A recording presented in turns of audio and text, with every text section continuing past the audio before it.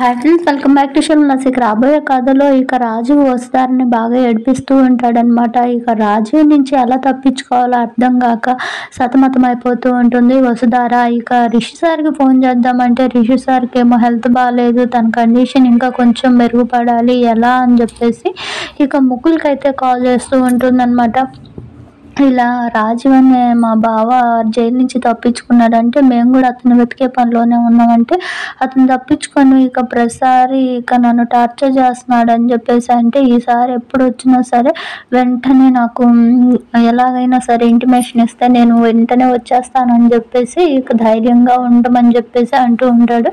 మీరు బయటకు ఎక్కడికి వెళ్ళొద్దు అని చెప్పేసి అంటాడు. ఇక ఇంట్లో మహేంద్రకు ఫోన్ చేసి వస్తారు గారిని జాగ్రత్తగా చూసుకోండి, జైలు నుంచి వాళ్ళ బావ తప్పించుకొని ఇక ఆవిడ కోసమే తిరుగుతున్నాడంట.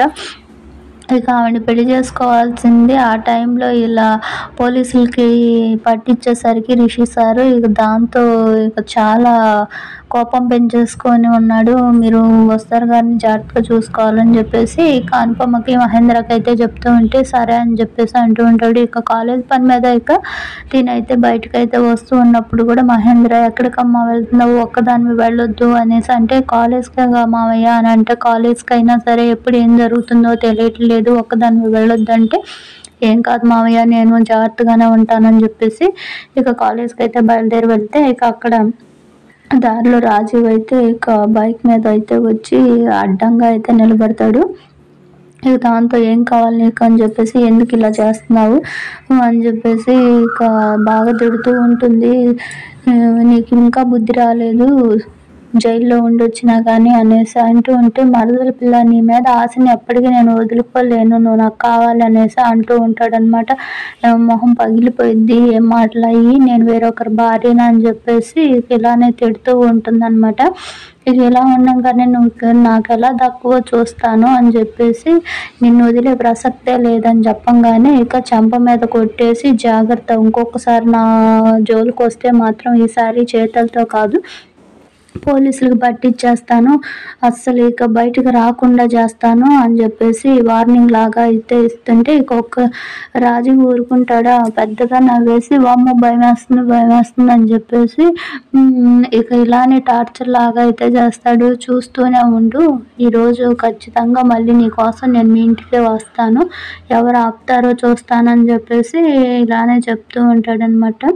ఇక కాలేజ్కి వెళ్ళినా కానీ ఇదే కొంచెం భయంగా అయితే ఉంటుంది. రాజీవ్ బాబు నుంచి తప్పించుకోవడం ఎలాగా, రిషి సార్ చూస్తేనేమో అలా ఉన్నారని చెప్పి రిషికి కాల్ చేస్తే వస్తారా, పర్లేదు ఇప్పుడు బాగానే ఉన్నానని చెప్పేసి అంటూ ఉంటాడు. మీరు త్వరగా కోలుకొని రావాలి సార్, మీరు లేని నేను ఇక్కడ ఎంత ఇబ్బందిగా ఉందో ఒక్కదాన్ని ఫేస్ చేయలేకపోతున్నాను, అందులో కాలేజ్లో ఈ ఫెస్టివల్ ప్రోగ్రామ్ ఏదో ఉంది కదా, దీని మీద కూడా అందరు ప్రెజర్ చేస్తున్నారు, అయినా సరే నేను ఒక్కదాన్ని అన్నీ కూడా సక్సెస్ చేస్తాను అనేసి చెప్తూ ఉంటుంది అనమాట, మనసులో అనుకుంటూ ఉంటుంది. ఇక ఇక్కడ రిషి కూడా తను ఎంత ప్రాబ్లం పడుతుందో ఒక్కటే ఎండి అంటే మాటలు కాదు కదా అని చెప్పేసి అనుకుంటూ ఉంటాడు.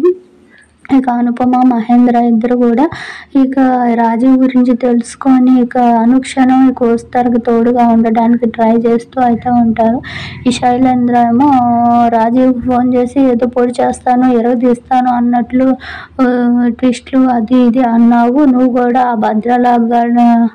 ఆ భద్రగడ్లాగా ఒకటే పైకి మాటలు చెప్తా ఉంటారని చెప్పేసి ఇక తిడుతూ ఉంటే బ్రదర్ ఎందుకు అంత కంగారు, ఏం చేయాలో ఎప్పుడు ఏం చేయాలో నాకు తెలుసు, నువ్వేం చెప్పవసరం లేదని చెప్పేసి ఇక శైలేంద్రతో అయితే అంటాడనమాట. రాబోయే కథలో అయితే ఎక్కడెక్కడే ఇట్లానే అయితే తిరుగుతూ ఉంటుంది. ఇక మళ్ళీ రిషి బ్యాక్ అయ్యే వరకు లేట్ అవుతుంది కదా, అందుకని చెప్పేసి రాజు క్యారెక్టర్ని అయితే తీసుకొచ్చి మధ్యలో ఇక కథను అక్కడక్కడే తిప్పుతూ ఉన్నారు. మళ్ళీ రిషికి ఏదో ప్రాబ్లమో మరి షూట్కి వెళ్ళాడో మరి తను వచ్చే వరకు అయితే ఇలానే జరుగుతూ ఉంటుంది. ఫ్రెండ్స్, మన వీడియోస్ నచ్చుతుంటే ప్లీజ్ లైక్ చేయండి, సబ్స్క్రైబ్ చేసుకోండి, బెల్ ఐకాన్ని ప్రెస్ చేయండి.